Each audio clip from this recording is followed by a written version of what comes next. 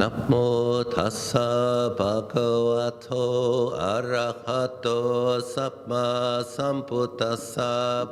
Namo tassa bhagavato arahato samma sambuddhassa. Namo tassa bhagavato arahato samma sambuddhassa. Buddhaṃ Dhammaṃ Sanghaṃ Namassami.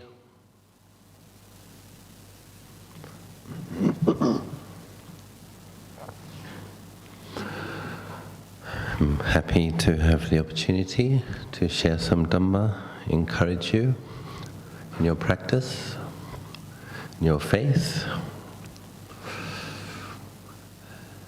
Many of us know some of the origin story when the Sumedha received a prediction of Buddhahood from Dipankara Buddha. But there are many details in that story, often brushed over or not looked at, and I thought it would be nice to consider along the vein of dependent co-arising conditionality, causes and conditions that give rise to Buddhas. So I believe it's in the Buddha Vamsa, in the Sutta Pitaka, in the Khuddaka Nikaya, I believe, the origin stories of various Buddhas. So apparently Sumedha was a very gifted yogi living in the mountains and wearing a robe made out of some kind of plant fiber and eating only berries and leaves, etc. And he had rather amazing samadhi. And in this origin story, it describes that Sumedha was actually flying through the air. And that sounds a bit out of this world, doesn't it? So only Superman can do that, right? He's from a different planet. But apparently, if a practitioner masters the arupa jhanas, so there's the first 4 jhanas and then there's another 4, infinite base of space, infinite base of nothingness, infinite base of consciousness, infinite base of neither perception or non-perception. If a practitioner, it's nice to consider those a little bit. Imagine being able to take the infinite space as your meditation object. Oftentimes we have a sense of our life being cramped and dusty. Wouldn't it be nice to just take empty space as an object, boundless empty space? That's one of the jhanas. Infinite base of consciousness, what would that be like? Apparently it's very radiant, very luminous, also boundless.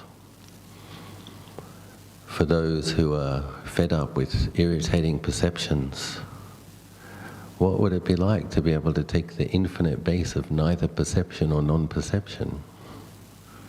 Be like going on a holiday, wouldn't it? A nice big break.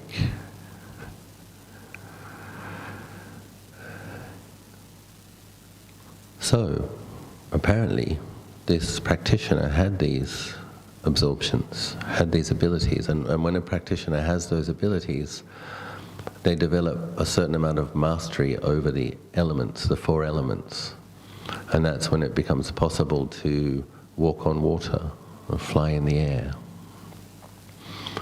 So Sumedha was flying through the air, and he noticed, first of all, he noticed people clearing the path, many people clearing a pathway. And then he noticed Lord Buddha, a Buddha, Dipankara Buddha. And then he noticed his following behind him. And I believe he asked, if I remember correctly, somebody, and one of the people sweeping the road, and they said, the Buddha is coming, a Buddha is coming. Tathagata, Samma Sambuddha, thus come, thus gone. And Sumedha had an interesting thought. He had the thought, knowing my power, suppose I too were also to cause a multitude to cross over. Meaning that he was aware, he'd seen a Buddha, he'd seen his following, he was aware that they were arahants. Apparently he was aware in his mind that he could become an arahant that day if he'd received a teaching from Dipankara Buddha. But he had the thought, knowing my strength, why don't I too cause a multitude to cross over?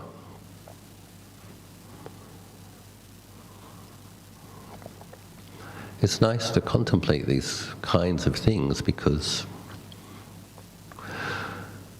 our worlds tend to become kind of small, and we tend to get in our habits, and we all tend to obsess about little things. And it's just nice to think back for asankhya's and 100,000 eons, a bit more spacious. What's an asankhya? An asankhya is what's called an incalculable period. It's such a vast amount of time, only Buddhas can measure it. So, the bodhisattvas who develop their parami, their 10 virtues, taking the wisdom approach, have to cultivate further from the point where they already have jhanas and psychic powers and could have been an arahant. They have to cultivate further for asankhya plus 100,000 eons. If a bodhisattva practitioner has a style of faith as their mode, the main style or character trait that they will cultivate in order to be a Samma Sambuddha, it takes twice as long. 8 asankhya plus 100,000 eons. If the bodhisattva has the approach of effort in fulfilling the 10 parami, it will take 16 asankhya plus 100,000 eons. An eon is the time from the Big Bang, the world, the universe expands and then comes back and burns up again. 100,000 of those, that's the small bit at the end. So Buddhas and the bodhisattvas that become Buddhas are really awesome, really amazing. And it's nice to contemplate it because as well as it having a kind of a consciousness expanding effect on the mind, for me it always also gives rise to a certain sense of awe and gratitude and wonder. And those qualities are quite lovely: gratitude, awe, wonder.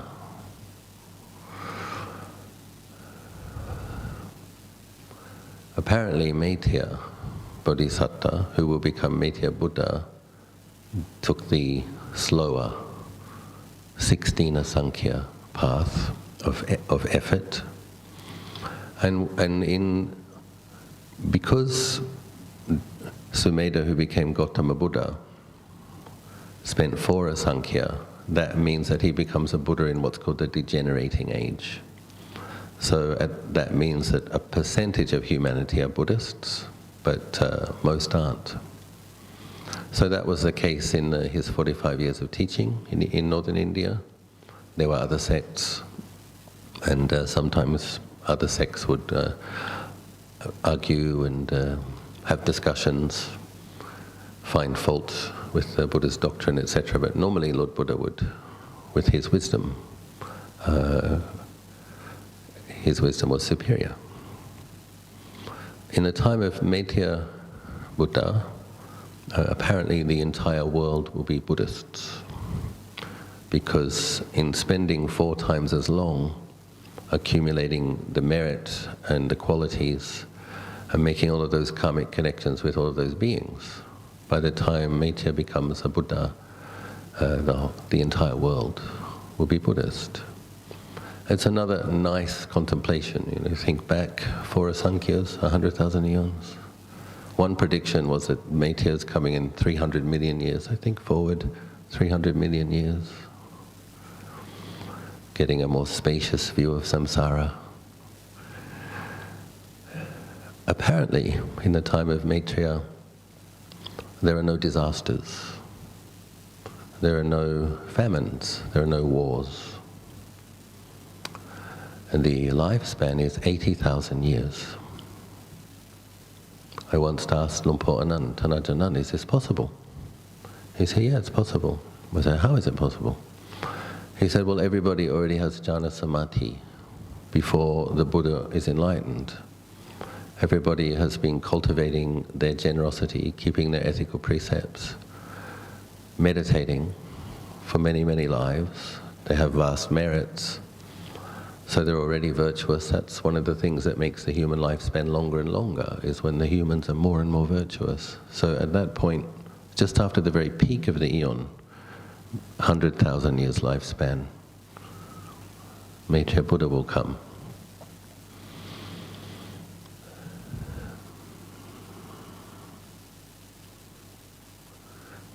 I like to meditate in Bodh Gaya at the site of the Vajrasana. The Vajrasana, there apparently is only one in the universe, the Seat of Enlightenment. So the Seat of Enlightenment in Bodh Gaya is apparently where the three previous Buddhas were enlightened, Kakusanda, Konagamana, and Kassapa, and also where Shakyamuni, Gautama, was enlightened. And it's also the place where Maitreya Buddha will be enlightened. So Lord Buddha explains in the Mahaparinibbana Sutta, his final teaching, that if we can, we should go and pay respects there, because we would gain a very potent type of merit, particularly conducive to liberation, because that is the spot, the seat of liberation. I was once attending the teachings of His Holiness the Dalai Lama in Washington, D.C. about 14 years ago. And the Dalai Lama was giving a 5-day teaching, I believe, on the 37 Bodhipakkhya Dhammas, a list that we have in the Theravada foundation of Buddhist practice, and some other ceremonies and things. On the last day there was a long life ceremony and some kind of a blessing ceremony for the people attending. I think there were about 50,000 people attending, and it was in this big center stadium, like where they usually have rock and roll concerts and stuff. And, it's a very interesting, it was interesting to experience the atmosphere in the stadium change from day one to, actually spent 10 days there. And it became like a little Pure Land. All these smiley monks and nuns arriving from all over the world, and nice Buddhists. And at the very end, His Holiness said something interesting. He said, I'm content with your sincere efforts at trying to understand these teachings. I believe that the things that we've been doing will have positive ramifications for this city and the rest of the world. He said further, I feel that I've established some good connection with you as teacher and student. And then he said, I won't think of you for just a few lifetimes. Having said there's a connection, he said, I will think of you all, 50,000 people, for eons. And then he said, so please think of me sometimes. And I was like, wow. Of all the interesting things one hears, that was an interesting thing to hear. And he meant it. And what was very interesting was he said it with total humility and modesty. So I've got this commitment. He was saying, essentially, I'm a bodhisattva practitioner. I'm remaining in the cyclic existence for the sake of benefiting others. I'm committed to that. I will do that for eons. So please think of me sometimes. I was like, wow. So our Buddha did that. Our Buddha did that. And I'm sure it's the case, most of us don't have the abilities to think back, but I'm sure it's the case that each of us, some millions of lives ago, that the being that became Shakyamuni Buddha was a being that we met when he was a bodhisattva, and he would have been kind and generous, and he probably encouraged us in our kindness, in generosity, ethics. And it's these beings who are willing to teach, who are willing to be role models, who encourage people. I think one of the reasons it takes so long, the shortest one being 4 Sankhya in 100,000 eons, is it's not that the spiritual practitioner takes that long to get their insight, their understanding and their qualities perfected. This is something I think sometimes the Theravadan practitioners misunderstand. It's almost like the bodhisattva hasn't quite worked it out yet after 1 billion lives. Apparently from the time of getting the prediction of Buddhahood, the bodhisattva will meet at least 20 teaching Buddhas from that time until enlightenment. They've heard the teachings. They know how to practice. What takes so long is getting all of the other beings developed enough to be able to liberate them in the final life. As Sumedha said, suppose I were to cause a multitude to cross over. Okay, he could have been an arahant that day. So what I love about Buddhas, there are many things I love about Buddhas, but what I really love about Buddhas is that for all of their heroic, awesome power, is the tenderness and kindness and patience. They're not obnoxious in their power. They're not overbearing, patiently plodding in samsara for millions of lives in order to liberate other beings. So just the fact that such beings exist, have existed, and similar beings continue to cultivate. But in terms of our Theravadan practice, simply remembering that's what Shakyamuni Buddha did. That's what Gautama Buddha did for us. And it's not a guilt trip.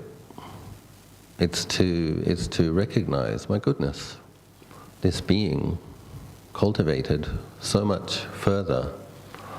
In the story, Sumedha decided to lie down in a muddy puddle so that the Tathagata's feet would not get dirty. Of course, the Buddha was seeing, oh, this is an ordinary being.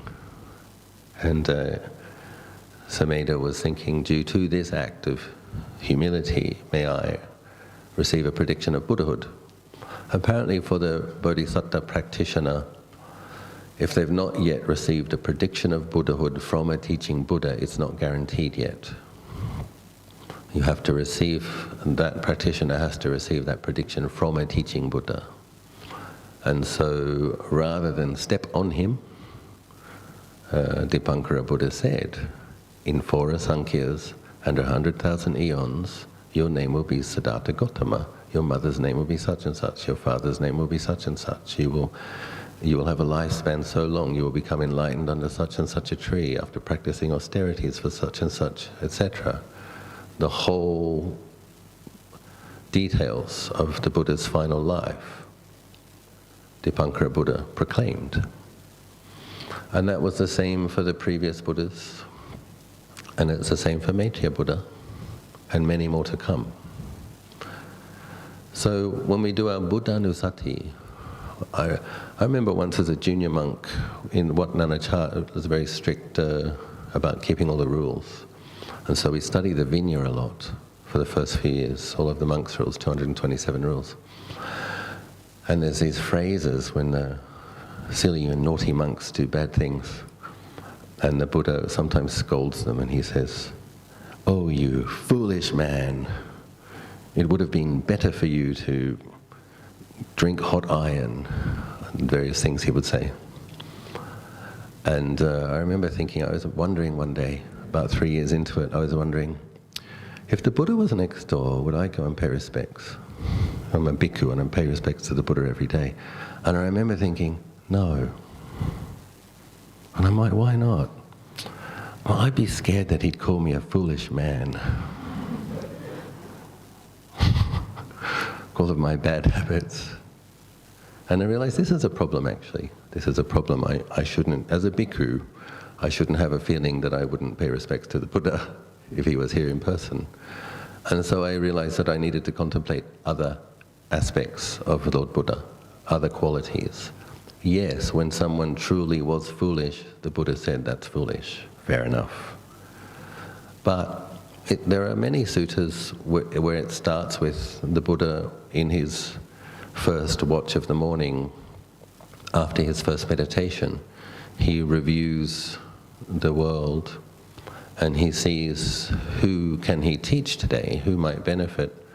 And he would walk up to 20 miles to teach one person and establish them in liberation.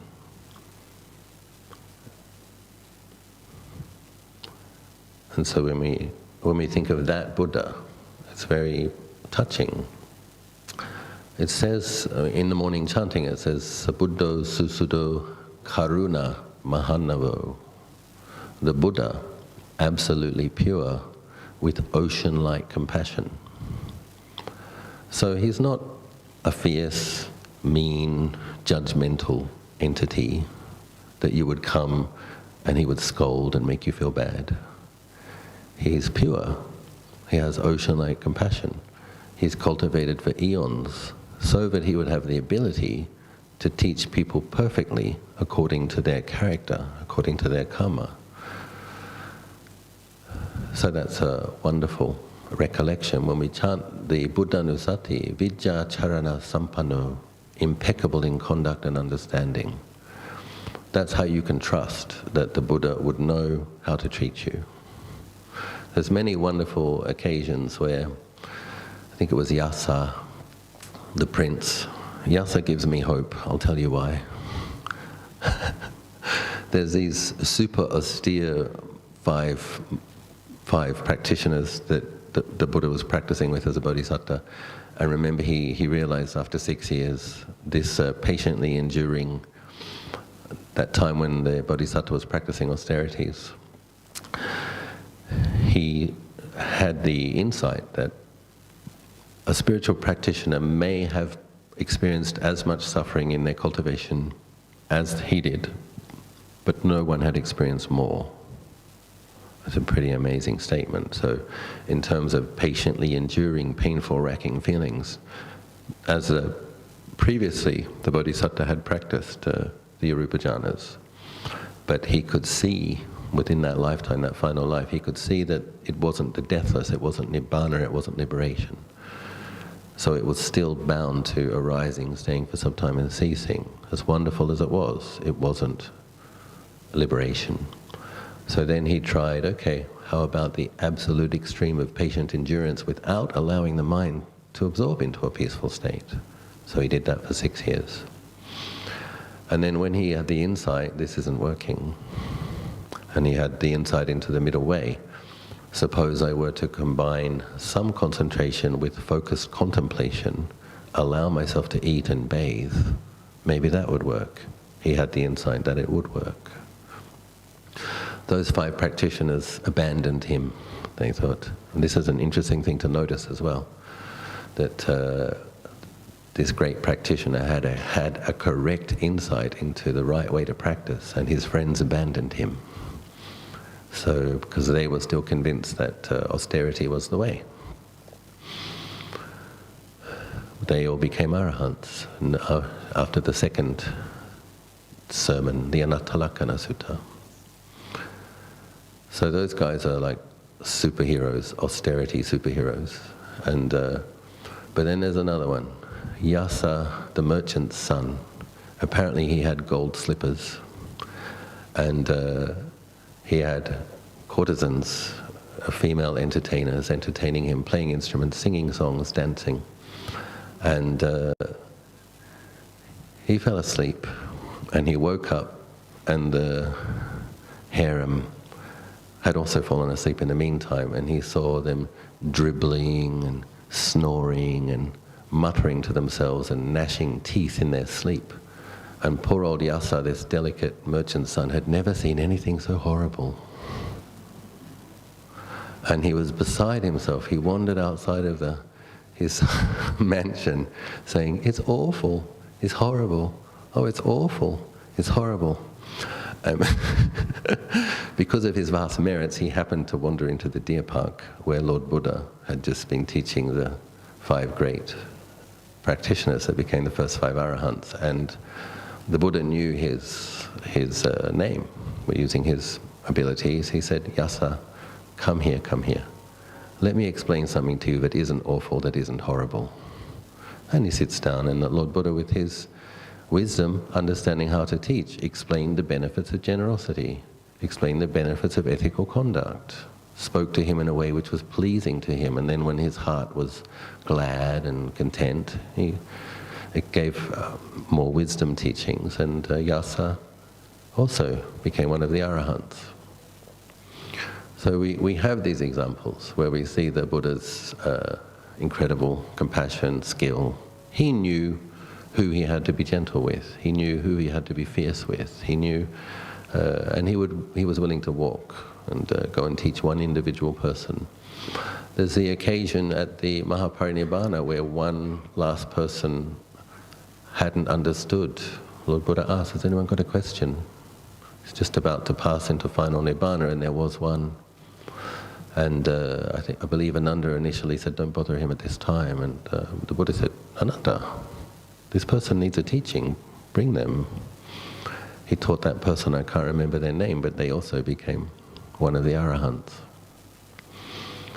So when we contemplate in this way, what I'm hoping to encourage in you is a feeling of really loving the Buddha, and in a way seeing how kind of, he's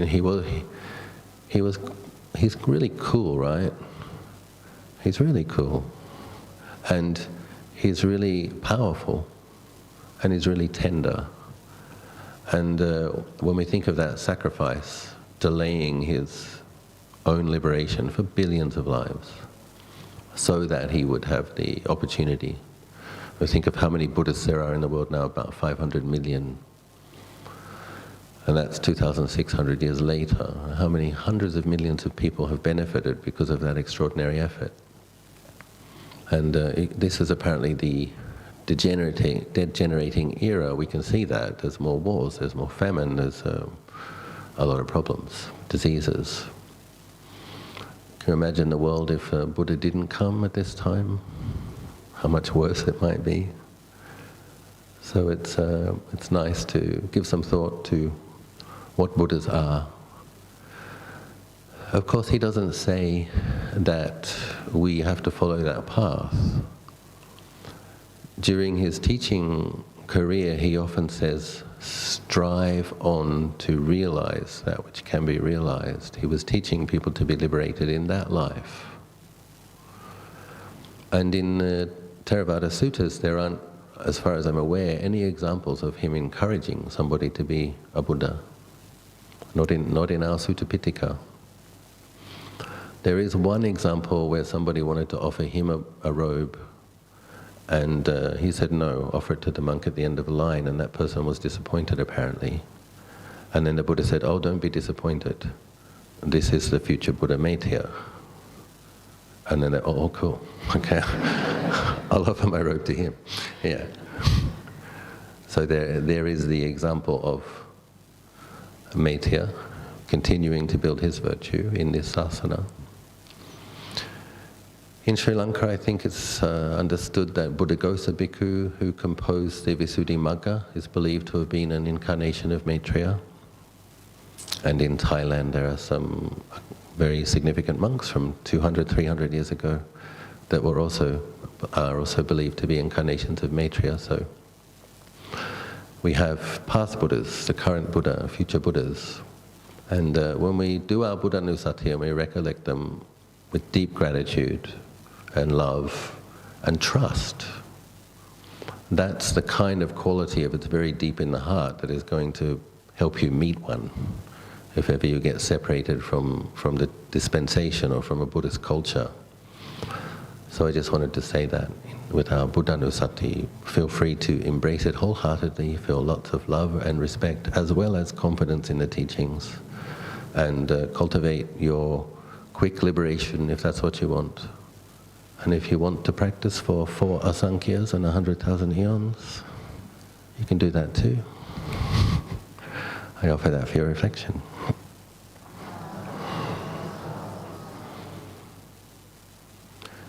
If anybody wants to ask questions, that's okay too. A couple of questions. Good evening, Ajahn Achalo. I have read through the Chronicles of the Buddha by Bhikkhu Ananda Jyoti, and something pops up my mind.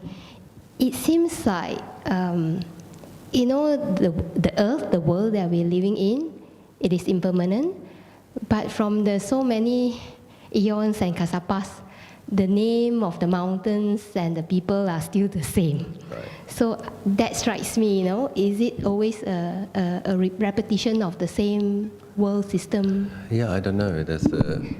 But we do have in the Jataka stories, which obviously encompass a great period of time, that the Bodhisattva is practicing in Benares and studying in Taxila, and so I've noticed that as well. I don't know. But apparently there is always a Vajra asana. There's always a kind of an escape hatch in the middle of the matrix, which is interesting. So, yeah. Do you remember what the oracle says to Neo when he goes to see the oracle?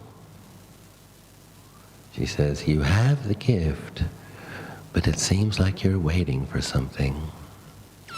So, maybe he's going to be a future Samma Sambuddha.